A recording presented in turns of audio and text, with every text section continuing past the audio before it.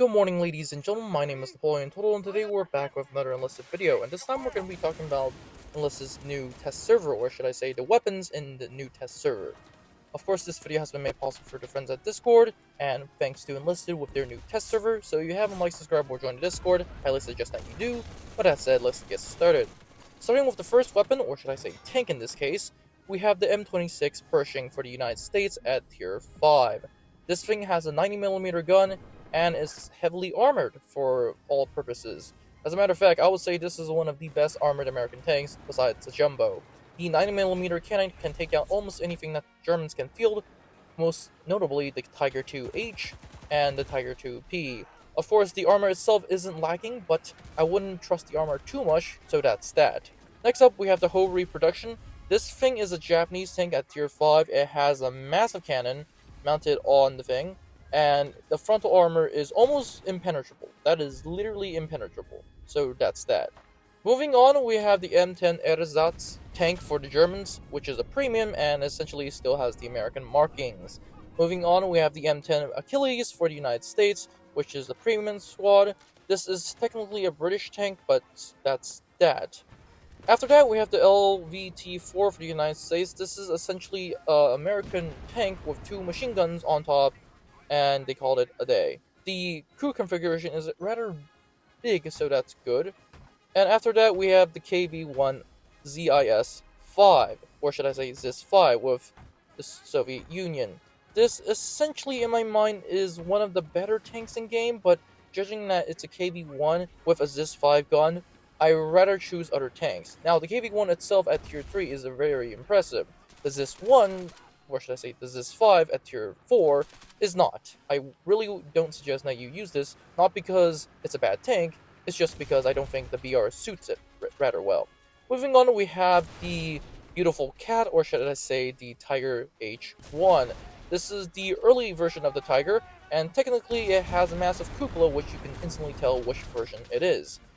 For those who are wondering, if you shoot the massive cupola, that destroys the entire tank, so that could be an issue. But in terms of the tank itself, the frontal armor is amazing, the gun 88mm, nothing to be talked about. Moving on, we have the weapons.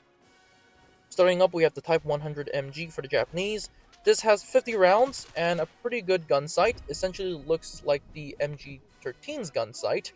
But on the other hand, this feels like the Breda Mod 30 with the rate of fire and how it likes to recoil.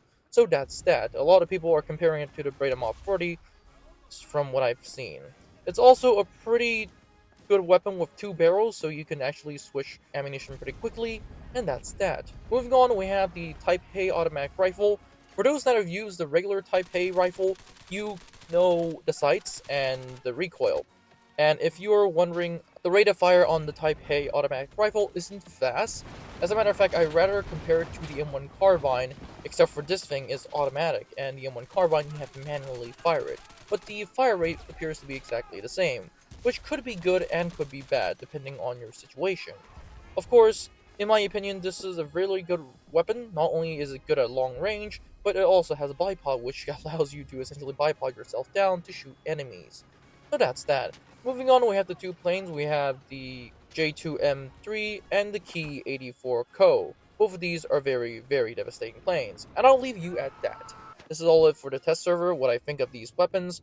Overall, the main thing is going to be new Japanese weapons, which in my opinion are amazing. They might not have the fastest fire rate, which is weird considering all Japanese weapons as of right now have fast fire rates, but they do pack a massive punch.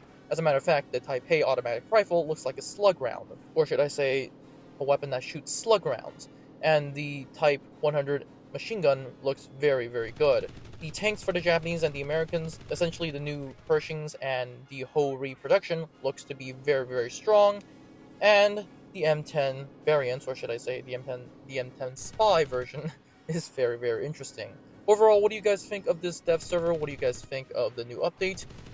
For those who are wondering, I have no idea when the update is coming, but I think it should be soon. That's it. Comment in the comment section down below, and I'll see you in the next one.